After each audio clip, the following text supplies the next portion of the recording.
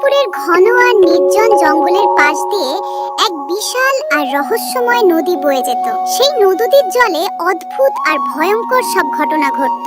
তাই কোনো মানুষই সেই নদীর ধারে যাওয়ার সাহস করত না। সেই চন্দনপুর রাজ্য শাসন করতেন সুলতান জাহাঙ্গীর। সুলতানের একটাই স্বার্থপর স্বপ্ন ছিল, তার যেন একটি ছেলে হয় যে তার সিংহাসনের উত্তরাধিকারী হবে। মেয়ে হলে সুলতান তাকে কোনোভাবেই মেনে নিতে পারতেন না। ওরে দাসী, জলদি বল, কি খবর এনেছিস? নিশ্চিতভাবে আমার উত্তরাধিকারী আমার ছেলে হয়েছে তো, তাই না? সত্যি বল, যদি ছেলে হয়ে থাকে তবে আজ আমি 10টা গ্রামের মানুষকে রাজকীয় ভোজ খাওয়াবো। আপনার কন্যা সন্তান হয়েছে। আপনার রাজকুমারী এতটাই সুন্দরী যেন আকাশ থেকে কোনো নূর নেমে এসেছে। এত সুন্দর তো কোনো সাধারণ শিশু হতে পারে না। আপনি এই রহমত পেয়ে খুশি হন। কি বললি তুই? আমার মেয়ে হয়েছে? আমি এই বাচ্চাকে নিজের সন্তান বলে মানি না। আমাদের সাম্রাজ্যের জন্য একটা ছেলে দরকার ছিল। ছেলে, এক কাজ কর, তুই এই বাচ্চাকে এখনই ওই রহস্যময় নদীতে ফেলে দিয়ে আয়। এই মুহূর্তেই তোকে এটা করতে হবে। জলদি কর, একে আমার চোখের সামনে থেকে দূরে নিয়ে যা। কিন্তু সুলতান, বেগম সাহেবার যখন জ্ঞান ফিরবে তখন আমি সেই হতভাগী মাকে কি জবাব দেব? আরে, বলে দিবি যে ওনার ছেলে হয়েছিল, যে জন্মানোর পরেই মারা গেছে। বেগমের জ্ঞান ফেরার আগেই তোকে এই বাচ্চাকে ওই খতরনাক নদীতে ফেলে দিতে হবে। জলদি কর। জি, কিন্তু হুজুর, ওই ভয়ঙ্কর নদীর তীরে আমি একা যেতে পারবো না। ওটা খুব ডরাবনা আর অলক্ষণে জায়গা। ওখানে একা যেতে আমার খুব ভয় লাগবে। তোকে একাই যেতে হবে। অন্য কাউকে সাথে নিলে এই খবর পুরো রাজ্যে ছড়িয়ে পড়বে। সবাইকে এটাই ঘোষণা করতে হবে যে বেগম সাহেবা এক মৃত পুত্র সন্তানের জন্ম দিয়েছেন। আমার কথা বুঝেছিস? যা এখান থেকে। আপনার যেমন আজ্ঞা সুলতান।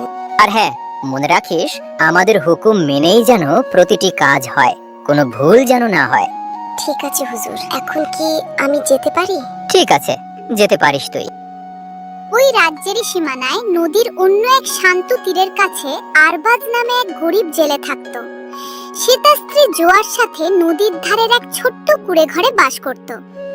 আরবাজ রোজ তার নৌকা আর জাল নিয়ে মাছ ধরতে যেত।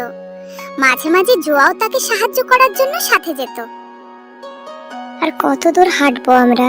সামনেই তো সেই ভয়ঙ্কর নদী শুরু হয়ে যাচ্ছে। আমাদের ওখানে যাওয়া উচিত নয়, ওখানে বিপদ আছে। আরে, আর একটুখানি সামনে চলো, ভালো আর বড় মাছ ওখানেই পাওয়া যায়। জায়গাটা এসেই গেছে। চলো চলো চলো, চলে এসো। মাছ বিক্রি করে আমাদের দিনকাল তো একরকম চলেই যায়, পেট তো ভরেই যায়। কিন্তু আমাদের যদি একটা নিজস্ব সন্তান থাকতো তবে আমাদের এই খালি জীবনটা আরো কত খুশিতে ভরে উঠতো। আরে, ওই ওপরওয়ালা আমাদের কপালে সন্তানের সুখ লেখেননি। বাচ্চার কথা ভাবলেই আমার মনটা হাহাকার করে ওঠে জোয়া। সন্তান না থাকলে এই দুনিয়ায় মা বাবার কোনো সম্মান থাকে না। তুমি এক কাজ করো, দ্বিতীয় বিয়ে করো। যদি দ্বিতীয় স্ত্রীর ঘরে তোমার সন্তান হয় তবে... আরে না না, এসব কি পাগলের মতো কথা বলছো? আমি কোনো দ্বিতীয় বিয়ে করব না। থামো, আমার কেন জানি মনে হচ্ছে একটা ছোট বাচ্চার কান্নার আওয়াজ আসছে। তুমিও কি শুনতে পাচ্ছ? হ্যাঁ হ্যাঁ, আমিও শুনতে পাচ্ছি। চলো সামনে গিয়ে দেখি ব্যাপারটা কি। চলো। কিন্তু সামনে তো সেই ডরাবন্যা নদী। আরে একটু সাহস তো করো, বাচ্চার কান্নার আওয়াজ ওখান থেকেই আসছে। চলো। দেখো দেখো, নদীর ঢেউয়ের মধ্যে একটা বড় কাঠের সিন্দুক ভাসছে। ওর ভেতরে একটা ফুলের মতো ছোট্ট বাচ্চা আছে। আরে চলো এখান থেকে, না হলে খামোখা কোনো বড় বিপদে পড়ে যাব। চলো। আমি কোথাও যাব না। এই নিষ্পাপ বাচ্চাটাকে আমরা আমাদের সাথে বাড়ি নিয়ে যাব। আরে তুমি বুঝছো না, এটা এটা সেই রহস্যময় নদী। এতে নামলে আজ পর্যন্ত কেউ জ্যান্ত ফিরে আসেনি। কথাটা বোঝার চেষ্টা করো। আমার মনে হয় ওপরওয়ালা আমাদের ডাক শুনেছেন আর আমাদের উপর দয়া করেছেন। তুমি সেই ওপরওয়ালার নাম নিয়ে নদীতে নামো আর বাচ্চাটাকে সহি সালামতে নিয়ে এসো। আচ্ছা, যাচ্ছি যাচ্ছি, ঠিক আছে।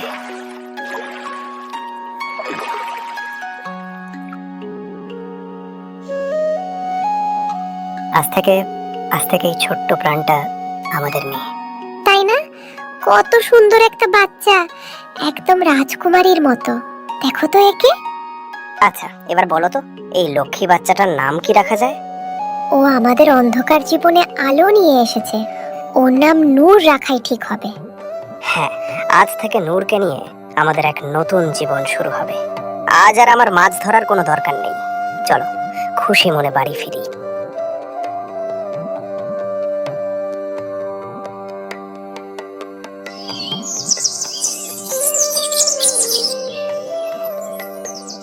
সময়ের চাকা ঘুরতে থাকলো। সুলতান তার মেয়েকে নদীতে ফেলে দেওয়ার ঠিক 1 বছর পর এক পুত্র সন্তান লাভ করেন, যার নাম রাখা হয় শাহ নেওয়াজ।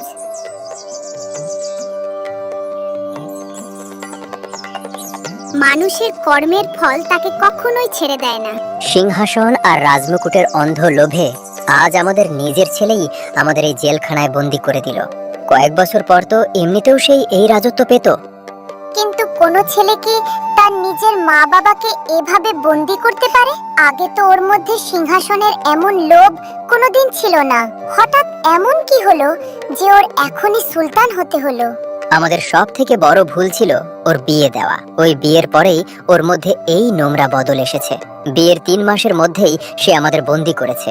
যে ছেলের জন্মে আমি পুরো রাজ্যে খুশি উদযাপন করেছিলাম, সেই ছেলেই আজ আমাদের অপমানিত করলো।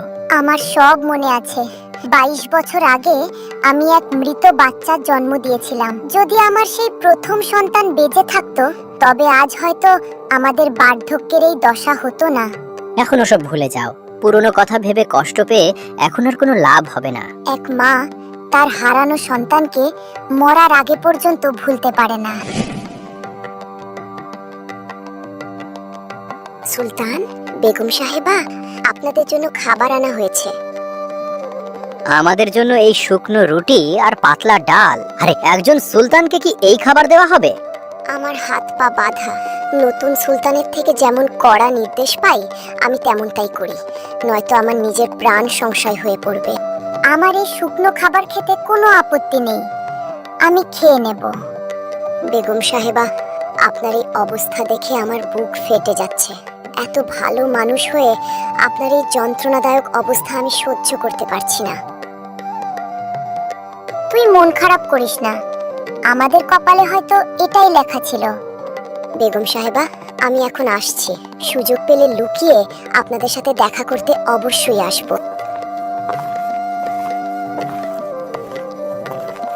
অন্যদিকে 22 বছরের নূর এখন এক অপরূপ সুন্দরী হয়ে উঠেছে। তার রূপ আর সরলতা এমন ছিল যে একবার তাকে দেখতো সে আর চোখ ফেরাতে পারতো না। আম্মু, আব্বু সাত সকালে নদীতে মাছ ধরতে চলে গেছে, আমিও ওনার কাছে যাব। তুই কোথাও যাবি না, সারাদিন এখানে ওখানে প্রজাপতির মতো উড়ে বেড়াস। ঘরে বন্দি থেকে আমি কি করব? আমার তো নদীর ঢেউ, খোলা আকাশ আর পাখিদের সাথে কথা বলতে ভালো লাগে। তোর বয়স এখন 22 বছর হয়েছে। এই বয়সে মেয়েদের এত চঞ্চল হওয়া ঠিক নয়। যখন আমি ছোট ছিলাম তখন তো আপনি আমাকে কোনোদিন বাইরে যেতেই দিতেন না, সব সময় ঘরেই বন্দি করে রাখতেন। একা বাইরে গেলে তোর কোনো ক্ষতি হতে পারত, তাই আমি তোকে যেতে দিতাম না। এখন তো আমি বড় আর বুদ্ধিমান হয়ে গেছে, আমি যদি বাইরে একটু ঘুরি তবে আপনি এত চিন্তা করেন কেন আম্মু? চিন্তা কেন করব না? তুই আমাদের একমাত্র সন্তান। তুই এক মুহূর্তের জন্য আমাদের চোখের আড়াল হলে ভয়ের চোটে আমাদের দম আটকে আসে। আম্মু, জানেন জঙ্গলের ধারে যে রহস্যময় নদীটা বইছে, যখন আমি ওখানে গিয়ে দাঁড়াই তখন তার জলটা অদ্ভুতভাবে চকচক করতে থাকে। তুই ভুল করেও কখনো ওখানে যাস না, ওটা একটা অলক্ষণে নদী। ওখানে গেলে তোর বড় ক্ষতি হয়ে যাবে, আমি তোকে কড়াভাবে বারণ করছি। কিন্তু আম্মু, আমার তো ওখানে দাঁড়িয়ে একটুও ভয় লাগে না, উল্টে আমার মনে হয় নদীর ঢেউগুলো যেন আমাকে ডাকছে। আমি শুধু অবাক হয়ে তাদের দিকে তাকিয়ে থাকি। ওরে আমার আদরের মেয়ে, তুই তো আমাদের সব। যদি তোর কিছু হয় তবে আমরা জ্যান্ত মরে যাব। তুই আমার কসম খা যে আর কখনো ওই নদীর ধারে যাবি না। আচ্ছা আম্মু, যখন আপনি এত করে বলছেন তখন আমি আর কখনো ওখানে যাব না। এদিকে রাজপ্রাসাদে সুলতানের একমাত্র ছেলে শাহনেওয়াজ এখন সিংহাসনে বসেছে। কয়েক মাস আগেই খুব ধুমধাম করে এক নিষ্ঠুর জমিদারের মেয়ে জুলেখার সাথে তার বিয়ে হয়েছে। বিয়ের কয়েকদিন পরেই শাহনেওয়াজ সব ক্ষমতা কেড়ে নিয়েছে। বিয়ের পর তুমি আমাকে একবারও কোথাও ঘুরতে নিয়ে গেলে না, আমাকে বাইরে যেতেই হবে। ওহো, নিয়ে যাব বেগম, নিয়ে যাব। এই তো সবে ক্ষমতা আমার হাতে এসেছে, আগে আমাকে সব বুঝতে তো দাও। মহলে আব্বুর আমলের পুরনো লোকে ভর্তি, ওদের সরিয়ে আমার বিশ্বস্ত লোকেদের আনতে হবে। ঘুরতে যাওয়ার আগে তোমাকে তোমার ওই বুড়ো মা বাবাকে চিরতরে সরিয়ে দিতে হবে। যদি কোনোভাবে ওরা বাইরে বেরিয়ে আসে তবে আমাদের জন্য বিপদ তৈরি হবে। তুমি একদম ঠিক বলেছ।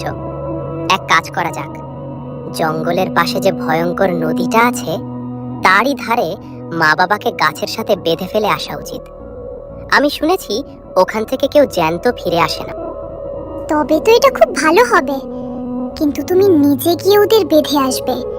এই কাজের জন্য অন্যদের উপর ভরসা করো না। আরে আমি তো যাবই, তবে সাথে ওই পুরনো দাসীকেও নিয়ে যেতে হবে।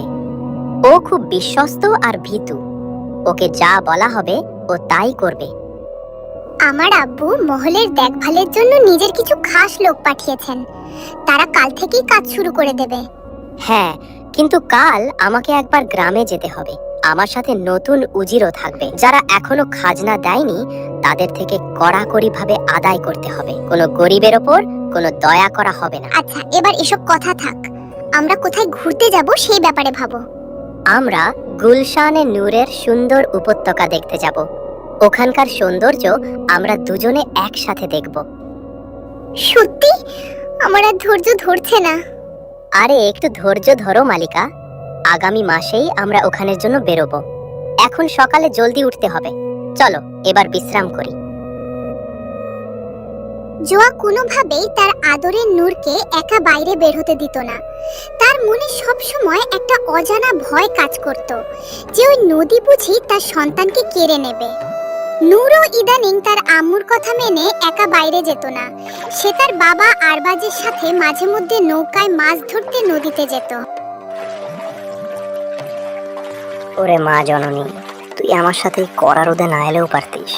আমার তো মাছ ধরতে আর জাল গুছিয়ে নিতে অনেক সময় লাগবে। এখন তুই এতক্ষণ এখানে খালি হাতে বসে কি করবি বলো তো? আব্বু, আমার ঘরের চার দেওয়ালে বন্দি থাকতে একদম ভালো লাগে না। আমিও আপনার সাথে জাল পাতবো আর আপনাকে সাহায্য করব। একদম না, খসখসে দড়ি আর জাল টানলে তোর এই নরম হাতে ফোসকা পড়ে যাবে। আমি এমনটা কিছুতেই হতে দেবো না। পড়ুক না ফোসকা, আপনার হাতেও তো খাটুনির ফোসকা পড়ে। আচ্ছা আব্বু, আপনি আর আম্মু আমাকে কোনো কাজই করতে দেন না কেন? না কোনো ভারী কাজ করতে দেন, না একা বাইরে যেতে দেন। আমার এসব একদম ভালো লাগে না। এখন থেকে আমি ঘরে সব রান্না করব আর সব কাজ আমিই সামলাবো। আরে পাগলি, তুই আমাদের একমাত্র ফুলের মতো মেয়ে। এত বছরের মান্ত করার পর ওপরওয়ালা তোকে আমাদের দিয়েছেন, তোকে দিয়ে আমরা কেন খাটাখাটুনি করাবো? এমন কি কখনো হয়? আপনি আর আম্মু দিন রাত কত কষ্ট করেন, কিন্তু আমাকে কেউ কিছু করতেই দেয় না। আমি আপনার কাজের বোঝা হালকা করতে চাই আব্বু। ব্যাস ব্যাস, অনেক কথা হয়েছে। এখন আমরা নৌকা নিয়ে আর এগোবো না, এখানেই তীরের কাছে জাল ফেলবো। তুই এখানে গাছের ছায়ায় চুপচাপ দাঁড়িয়ে থাক, ব্যাস, আর কিছু করিস না। ঠিক আছে আব্বু, তবে আমি একটু ওই সামনের পথটা দিয়ে হেঁটে আসি। মা, খুব দূরে যাস না, আমাদের চিন্তা হবে। নিজের খেয়াল রাখিস, বুঝেছিস? জি আব্বু, আপনি চিন্তা করবেন না, আমি এখনই ফিরে আসব। নূর জঙ্গলের সরু পথ দিয়ে কিছুটা দূরে হাঁটছিল। তখনই রাজপ্রাসাদের সেই বুড়ি দাসী ওখান দিয়ে যাচ্ছিল। কে তুই মা? এই জনমানবহীন জঙ্গলে তো কেউ আসে না। তোর মতো সুন্দরী আর ভোলা ভালা মেয়েকে এখানে হাঁটতে দেখে মনে হচ্ছে যেন চারদিকে হঠাৎ নূর ছড়িয়ে পড়েছে। সামনে তো সেই ভয়ঙ্কর রহস্যময় নদী। আপনি ওদিকে কোথায় গিয়েছিলেন? আমার আব্বু আর আম্মু আমাকে ওখানে যেতে দেন না, বলেন ওই জায়গাটা ভালো নয়। আমি রোজ একবার করে এখানে আসি মা। ওই নদীর ঢেউয়ের মধ্যে নিজের এক অভাগী আর নিষ্পাপ সন্তানকে খুঁজতে আসি, যাকে আমি নিজের হাতেই থাক। কিন্তু আজ পর্যন্ত তার কোনো হদিশ পাইনি। তুই নিজের বাড়ি ফিরে যা মা। একা এই খতরনাক জঙ্গলে ঘুরলে তোর বিপদ হতে পারে। জঙ্গলের ধারেই তো আমাদের ছোট্ট বাড়ি, তাই আমার ভয় লাগে না। আর আমি এখানে একা আসিনি, আমার আব্বু আমার সাথেই আছেন। ওদিকে নৌকার কাছেই আছেন আমার আব্বু। মা, তোর হাতটা একবার দেখি তো। ইয়া খোদা, একই! তোর হাতে তো ঠিক সেই তীরের মতো জন্মদাগ রয়েছে। আমার চোখ একই দেখছে। আমার আব্বু আমাকে ডাকছেন, আমি যাচ্ছি।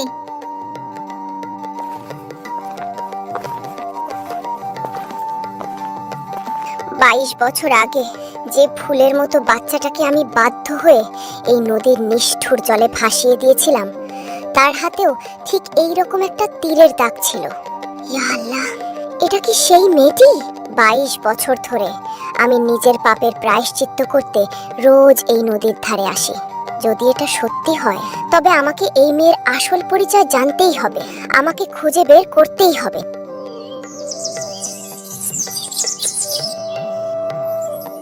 সময় বয়ে চলল। ক্ষমতার নেশায় অন্ধ শাহনেওয়াজ আর তার বউ জুলেখা ঠিক করলো যে তারা সুলতান আর বেগমকে জেলের কুঠুরিতেও রাখবে না। তারা ঠিক করলো যে মাঝরাতে দাসীর সাহায্যে নিজের মা বাবাকে ওই ভয়ঙ্কর নদীর তীরে নিয়ে গিয়ে গাছের সাথে বেঁধে রেখে আসবে, যাতে বুনো জানোয়ার বা নদীর জাদু তাদের শেষ করে দেয়। এদের খুব শক্ত দড়ি দিয়ে বেঁধে দিয়েছি, এখন এরা এখান থেকে কোনোদিন পালাতে পারবে না। দাসী, চলো এবার আমরা প্রাসাদে ফিরে যাই। ছোট সুলতান, আপনি আগে বাড়ুন, আমি এই আসছি।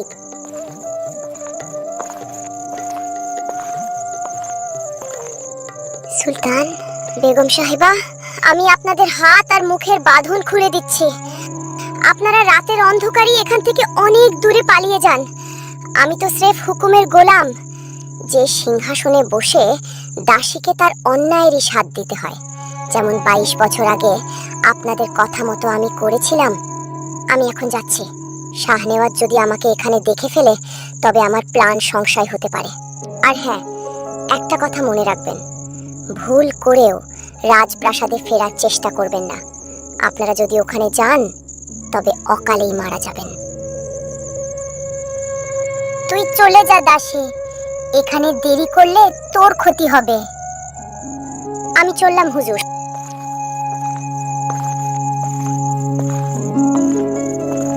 সুলতান, এই দাসী কি বলে গেল?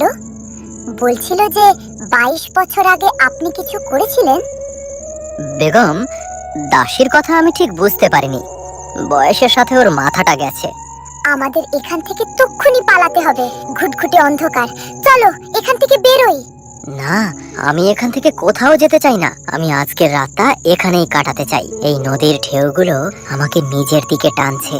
সেই ভয়ঙ্কর রাতে হঠাৎ জঙ্গলের পশুরা অদ্ভুতভাবে চিৎকার করতে লাগলো। পাখিরা এমন ভাবে ডানা ঝাপটিয়ে পালাতে লাগলো যেন কোনো অদৃশ্য শক্তি দেখে ভয় পেয়েছে। নিজের কুড়ে ঘরে ঘুমিয়ে থাকা নূরও হঠাৎ অস্থির হয়ে উঠল। আম্মু, আম্মু, আমার খুব কষ্ট হচ্ছে। আমি খুব ভয়ঙ্কর একটা স্বপ্ন দেখেছি। আমার মন চাইছে এখনই ঘর থেকে বাইরে পালিয়ে যাই। ওই নদী আমাকে অনবরত ডাকছে। আমি ওখানে যেতে চাই আম্মু। তুই ঘুমের ঘরে জোরে জোরে চিৎকার করছিলি মা। তোর চিৎকার শুনেই আমি আর তোর আব্বু দৌড়ে এলাম। হ্যাঁ মা, আজ বাইরে জঙ্গলের পশু পাখিরাও খুব অদ্ভুত আচরণ করছে। মনে হচ্ছে যেন ওরাও কোনো কারণে খুব শোকাতুর। আচ্ছা, মনে আছে তোমার 22 বছর আগের সেই রাত যখন আমরা নূরকে পেয়েছিলাম? ঠিক এরকমই তুফান আর শোরগোল হয়েছিল। হ্যাঁ, আমার খুব ভালো করে মনে আছে। আজ যেন সবকিছু আবার নতুন করে হচ্ছে। ও আম্মু, আমার সাথে হঠাৎ এমন হচ্ছে কেন? আমি স্বপ্নে দেখলাম যে আপনারা আমাকে কাঁদতে ফেলে কোথাও দূরে চলে যাচ্ছেন। আমি এমন অলক্ষণে স্বপ্ন কেন দেখলাম? আমরা তোকে ছেড়ে কোথায় যাব মা? আমরা তো সব সময় তোর পাশেই আছি। তুই তো আমাদের বেঁচে থাকার একমাত্র সম্বল। আম্মু, আমাকে শুধু একবার ওই নদীর ধারে যেতেই হবে। যদি আমি ওখানে না যাই, তবে আমার বুকে খুব ব্যথা হবে। নদীর ওই চকচকে জল আমাকে নিজের কাছে ডাকছে। আমাকে যেতে দাও না। আমি বুঝেছি, যতক্ষণ না তুই ওই নদীর কাছে যাবি তো শান্তি হবে না। চল, আমরা তিনজন একসাথেই যাই। সুলতান আর বেগমকে জঙ্গলে ফেলে আসার পর কয়েকদিন কেটে গেছে। ওদিকে শাহনেওয়াজ আর তার স্ত্রী প্রাসাদের চিন্তা ছেড়ে জঙ্গলে ঘুরতে বেরিয়েছিল।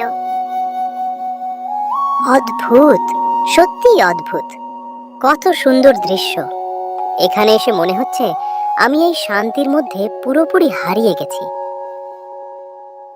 এই সুন্দর মুহূর্তে আমার মনে হচ্ছে আমি দুনিয়ার সব থেকে ভাগ্যবতী নারী। এখন রাজপ্রাসাদে আমাদের উপর বাধা দেওয়ার মতো কেউ নেই। হ্যাঁ আমার মালিকা, এখন আমার রাজপ্রাসাদের কোনো একঘেয়ে কথা শোনার ইচ্ছে নেই। এখন এই সুন্দর জঙ্গলে শুধু আমি আর তুমি আছি। দেখো, গাছের নিচে কত উজ্জ্বল পাথর পড়ে আছে। আমি এগুলো এখান থেকে নিয়ে যাব আর নিজের ঘরে সাজিয়ে রাখবো। আরে এখন নয়, যেদিন আমরা মহলে ফিরে যাব সেদিন নিয়ে যাব। এখন চলো, অন্ধকার হয়ে আসছে, আমাদের তাঁবুর দিকে যাওয়া দরকার। আর একটুক্ষণ থাকি না? দেখো কত ঠান্ডা আর মিষ্টি হাওয়া বইছে। আচ্ছা, তোমার যা ইচ্ছে তেমনটাই হবে। আমরা আর কিছুক্ষণ এখানেই থাকবো। ওদিকে সেই ভয়ঙ্কর রাতে যখন আরবাজ, জোয়া আর নূর নদীর ধারে পৌঁছালে, তারা দেখলো যে দুজন বৃদ্ধ মানুষ খিদে, তৃষ্ণা আর ভয়ে অজ্ঞান হয়ে পড়ে আছেন। তারা তিনজন মিলে সাথে সাথে মানবতার খাতিরে তাদের উদ্ধার করে নিজেদের ছোট্ট জেলের ঘরে নিয়ে এলো। আপনাদের মতো মানুষদের এই গরিব জেলের ছোট্ট ঘরে খুব কষ্ট হচ্ছে, কিন্তু আমরা কি করব? হঠাৎ করে এর থেকে ভালো কোনো ব্যবস্থা আমরা করতেও পারতাম না। একই কথা বলছো বোন, আমাদের এখানে কোনো অসুবিধা নেই। এতদিন না খেয়ে থাকার পর এই খাবারটুকু আশীর্বাদের মতো লাগছে। তোমরাও এসো আর আমাদের সাথে বসে খাও। না না মাজি, আগে আমাদের বাড়িতে আসা মেহমানরা পেট ভরে খাক, আমরা পরে খেয়ে নেব।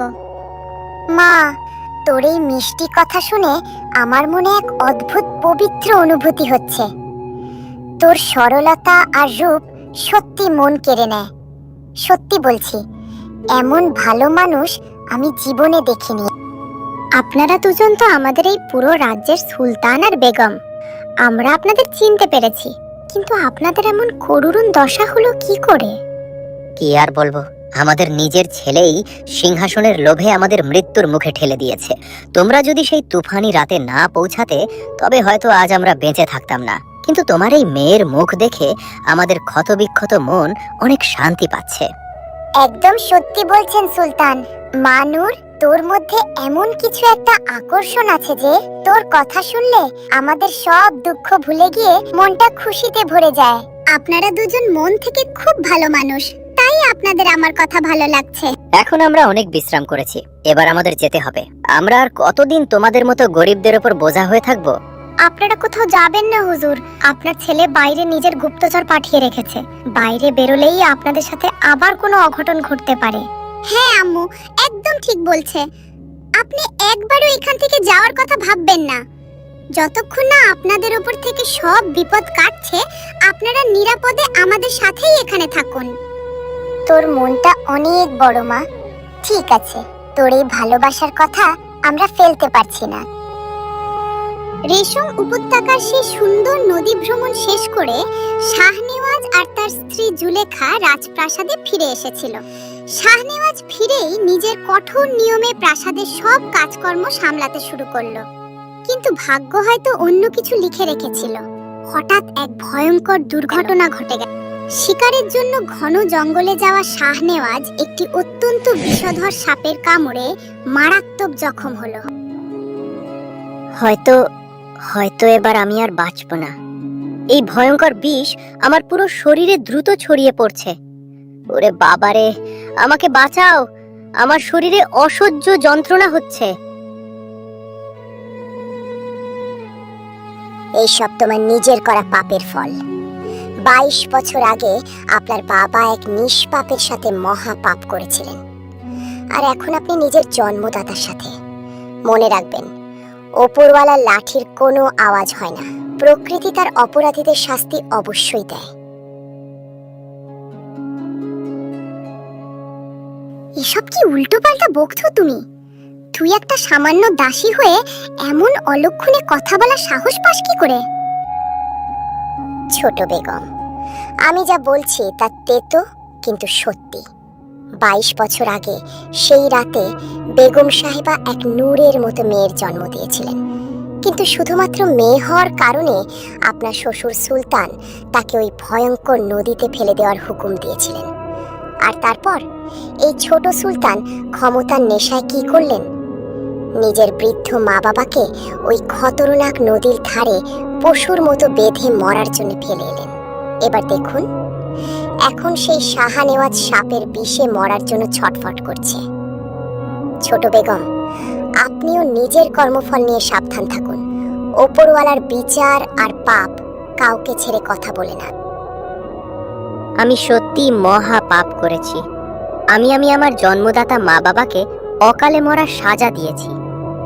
এখন মৃত্যুর মুখে দাঁড়িয়ে আমি বুঝতে পারছি যে পাপ কাউকে শান্তিতে বাঁচতে দেয় না।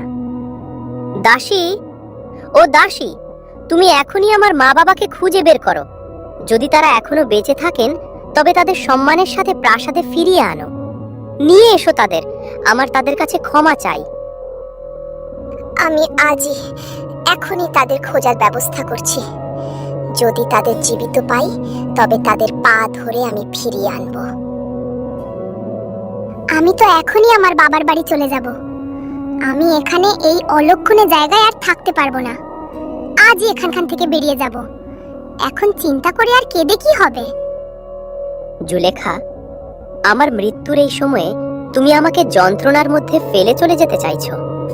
আরে, তোমার কি আমার মৃত্যুর কোনো চিন্তাই নেই?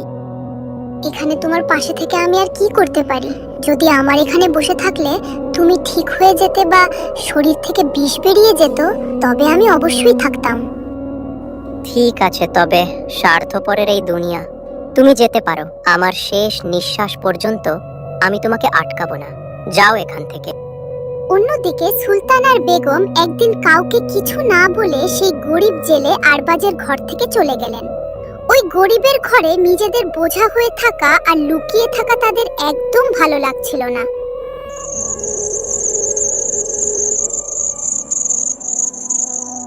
আরবাজ, যখন থেকে ওই দুজন অতিথি আমাদের বাড়ি থেকে চলে গেছেন, তখন থেকে আমাদের নূর খুব মনমরা আর চুপচাপ হয়ে গেছে। ও ঠিক মতো খাওয়া দাওয়াও করছে না। যে মেয়ে পুরো বাড়িতে পাখির মতো কিচিরমিচির করত, চঞ্চল ছিল, সে এখন একদম চুপচাপ আর গুমসুম হয়ে গেছে। আরে, ওই দুজন বৃদ্ধ মানুষের মধ্যে এমন কি জাদু আছে যে আমাদের ফুলের মতো মেয়েটা এমন পাগল হয়ে গেল? কেন ওদের জন্য রাত দিন এত অস্থির হচ্ছে? এর পিছনে আসল রহস্যটা কি জোয়া?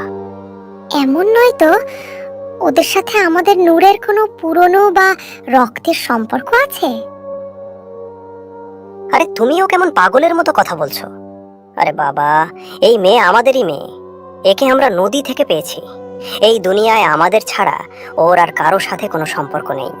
আর যদি দরকার পড়ে তবে আমরা সব কিছু ছেড়ে এখান থেকে অনেক দূরে চলে যাব, অন্য কোনো গ্রামে গিয়ে থাকবো। হ্যাঁ, তুমি ঠিকই বলেছো আরবাজ। আমরা কোনোভাবেই আমাদের নূরকে হারাতে পারবো না। আমরা ওকে নদীর ঢেউ থেকে, মৃত্যুর মুখ থেকে তুলে এনেছিলাম। ওকে পেয়ে আমরা আমাদের নিঃসন্তান হওয়ার সব কষ্ট ভুলে গিয়েছিলাম। নূরই আমাদের বেঁচে থাকার একমাত্র কারণ, আর সব কিছু। ওকে ছাড়া আমরা বাঁচতে পারবো না। ঠিক আছে, তবে কালকে এই রাতের অন্ধকারে আমরা সব গুছিয়ে এখান থেকে চিরতরে দূরে চলে যাব। আমাদের ওর বিয়েও তো দিতে হবে, যাতে ওর নিজের একটা সংসার হয়। হ্যাঁ, আমরা ওকে ভালো ঘরে বিয়ে দিব। তারপর আমাদের উঠোনে নাতি নাতনিরা খেলবে। আমাদের বার্ধক্য ওদের সাথেই হাসি মুখে কেটে যাবে। কিন্তু সত্যি বলতে, ইদানিং নূরকে নিয়ে আমার খুব ভয় লাগছে। ওর অদ্ভুত আচরণে আমার বুক শুকিয়ে যাচ্ছে। হ্যাঁ, তুমি একদম ঠিক বলেছো জোয়া। আমারও মনে মনে খুব ভয় লাগছে। আজ রাতেই নৌকায় সব মালপত্র গুছিয়ে নিতে হবে। কাল সকালে আমরা সময় পাবো না। চলো জলদি করো, কাজে লেগে পড়ো। হ্যাঁ, আমাকে সবকিছু তৈরি করতে হবে। কিন্তু ভাবছি নূর কি এত সহজে মেনে নেবে? ওকে এই নদী আর এই জঙ্গলে অন্য কোনো জায়কলের বাইরে অন্য কোনো জায়গায় থাকতে পারবে? মেয়ের মঙ্গলের জন্য আর জীবন বাঁচানোর জন্য আমাদের যেতেই হবে। নতুন জায়গায় থাকতে থাকতে ও ওই জায়গাটাও পছন্দ করতে শুরু করবে। চলো জলদি চলো।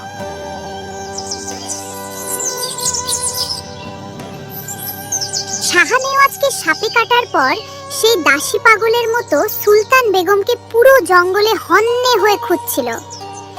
এরই মধ্যে প্রাসাদে শাহনেওয়াজ যন্ত্রণায় ছটফট করতে করতে মারা যায়। দাসী জঙ্গলে ঘুরতে ঘুরতে অবশেষে সেই জেলে আরবাজের ঘরে পৌঁছায়।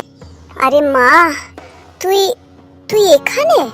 জি, এটা তো আমাদেরই বাড়ি, কিন্তু আপনি আপনি এমন দিশেহারা অবস্থায় এখানে কেন এসেছেন? আমি অনেক দিন ধরে পাগলের মতো আমার সুলতান বেগমকে এই জঙ্গলে খুঁজছি। আজ সারা জঙ্গল তোলপাড় করতে করতে ভাগ্য আমাকে তোর এই বাড়ি পর্যন্ত নিয়ে এলো। ওনারা ওনারা তো কিছুদিন আগে আমাদের এখানেই ছিলেন, তারপর একদিন কাউকে কিছু না বলে চুপচাপ চলে গেলেন। তুই কি তোর মা বাবাকে এখানে বাইরে ডাকতে পারবি মা? হ্যাঁ, আমি এখনই ডাকছি। আম্মু, আব্বু, বাইরে এসো, কেউ এসেছে। আরবাজার জোয়া কুড়ে ঘর থেকে বাইরে আসে। আপনি আপনি এখানে কি করছেন? আমি আমার সুলতান আর বেগম সাহেবার জন্য পাগলের মতো খুঁজে বেড়াচ্ছি, কিন্তু তাদের এই জঙ্গলে কোথাও পাচ্ছি না। ওনাদের একমাত্র ছেলে শাহনেওয়াজ সাপে কাটার যন্ত্রণায় মারা গেছে।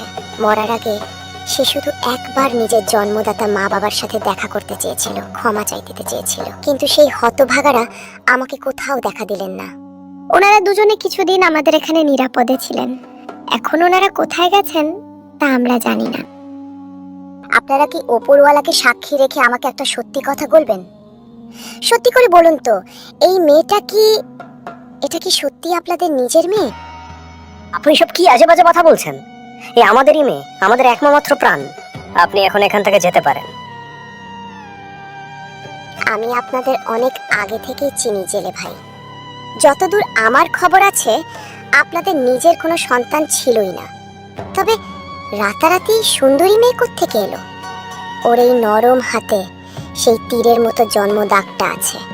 ওই দাগ দেখেই আমি সেদিন বুঝে গিয়েছিলাম যে ও আপনাদের নিজের মেয়ে নয়। আরে আপনি কি সব ফালতু আর মিথ্যে কথা বলছেন?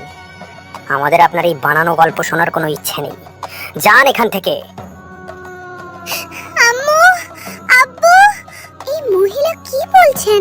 সত্যি কি আমি আপনাদের মেয়ে নই? মা, তুই ওনার কথা একদম কান দিস না। এই মহিলা নিজের দুঃখে যা নয় তাই বকছেন। আমি কোনো কথাই বাতাসে বলছি না। ওপরওয়ালাকে ভয় পান, আর যেটা সত্যি সেটা এই বাচ্চাকে জানিয়ে দিন। যেটা সত্যি আমরা সেটাই বলছি। হ্যাঁ, এটাই সত্যি। ঠিক আছে, আমি এখন সুলতান বেগমকে খুঁজতে আবার জঙ্গলে যাচ্ছি, কিন্তু আমি এই সত্যিটা সাথে নিয়েই আবার ফিরে আসব। আমিও আপনার সাথে এই জঙ্গলে ওই সুলতান বেগমকে খুঁজতে যাব। সুলতান আর বেগম সেই গরিব জেলের বাড়ি থেকে লুকিয়ে পালানোর পর জঙ্গলের মাঝখানে এক বিশাল বটগাছের নিচে খিদে তৃষ্ণায় ক্লান্ত হয়ে বসেছিলেন। ওরে বেগম, আমরা জীবনে যে মহা পাপ করেছি, আজ তারই ভয়ঙ্কর সাজা আমাদের পেতে হচ্ছে। কিন্তু সব থেকে বড় দুঃখ হলো যে একদম নির্দোষ হয়েও আমার পাপের সাথে সাথে তুমিও এই সাজা পাচ্ছ। আমি আর তোমার এই কষ্ট সহ্য করতে পারছি না। আপনি এমন কি মহা অপরাধ করেছিলেন সুলতান? আমাকে আজকে বলে দিন। আমি বলছি বেগম সাহেবা যে উনি আপনার সাথে কি মহা অপরাধ করেছিলেন। 22 বছর আগে সেই ভয়ঙ্কর রাতে আপনি এক জীবিত, সুন্দর আর ফুলের মতো রাজকন্যার জন্ম দিয়েছিলেন, কিন্তু আপনার জ্ঞান ফেরার ঠিক আগেই সেই নবজাতক শিশুকে ওই ভয়ঙ্কর নদীতে ফেলে দেওয়ার হুকুম দেওয়া হয়েছিল। এই ঘিন কাজটা অন্য কেউ নয়, আমাকে দিয়ে জোর করে করানো হয়েছিল। যদি আমি হুকুম না মানতাম তবে সুলতান সেই রাতেই আমাকে শেষ করে দিতেন। সেই দিন প্রচন্ড বৃষ্টির মধ্যে আমি একটা কাঠের টুকরিতে আপনার নিষ্পাপ বাচ্চাকে রেখে ওই নদীর ঢেউয়ে ভাসিয়ে দিয়েছিলাম। তখনই হঠাৎ আরবাজার জোয়া নূরের সাথে দিশেহারা অবস্থায় সেখানে পৌঁছায়। আর এই নূরই আপনাদের সেই হারিয়ে যাওয়া মেয়ে সুলতান। হ্যাঁ, 22 বছর আগে সেই তুফানি রাতে আমরা আমাদের নৌকা নিয়ে নদীর ধারে গিয়েছিলাম। তখন আমরা ঢেউয়ের মধ্যে থেকে সেই ঝুড়িতে একটা বাচ্চার কান্নার আওয়াজ শুনি। আমরা তাকে তুলে বাড়ি নিয়ে যাই, আর তারপর নিজের আপন সন্তানের মতো জান দিয়ে বড় করেছি। ইয়া আল্লাহ, নূর সত্যি তোমার, আমাদের মেয়ে? এসব আজ আমি কি শুনছি? আমার আসল পরিচয় কি? হ্যাঁ, আমার মা, তুই যা শুনছিস সেটাই ধ্রুব সত্য। আর একটা কথা সুলতান, আপনার ছেলে শাহনেওয়াজ বিষধর সাপের কামড়ে যন্ত্রণায় মারা গেছে। হয়তো উপরওয়ালার এটাই ছিল ন্যায় বিচার। আমি যে মহা পাপ করেছি, জীবনের শেষ লগ্নে তার ভয়ঙ্কর সাজা পাচ্ছি। বেগম সাহেবা আর আমার ফুলের মতো মেয়ে নূর, আমরা আপনাদের দুজনের কাছে হাত জোর করে ক্ষমা চাইছি। আমরা জানি যে আমরা ক্ষমার যোগ্য নই, কিন্তু তবুও একজন গুনাহগারকে ক্ষমা করে দাও। আর নূরমা, আমরা তোমাকে আমাদের সাথে তোমার আসল বাড়ি রাজপ্রাসাদে ফিরিয়ে নিয়ে যেতে চাই। হ্যাঁ আমার মা, আমার গর্ভের ধন, এবার আমাদের সাথে নিজের ঘরে চলো। না, একদম না। আমি আমার এই মা বাবাকে ছেড়ে এই দুনিয়ায় কোথাও যাব না। মনে রাখবেন, শুধু জন্ম দিলেই কেউ মা বাবা হয়ে যায় না। যারা আমাকে জীবন দিয়েছে, আমাকে মৃত্যুর মুখ থেকে বাঁচিয়েছে আর খাইয়ে পরিয়ে বড় করেছে, তারাই আমার কাছে সব। আপনারা আপনাদের রাজপ্রাসাদে ফিরে যান। তুই একদম ঠিক বলেছিস মা। এখন থেকে তোর এই মা বাবা আরবাজ আর জোয়াও পূর্ণ সম্মানের সাথে রাজপ্রাসাদে আমাদের সাথেই থাকবেন। আমরা সবাই মিলে এক পরিবারের মতো ওই প্রাসাদেই থাকবো।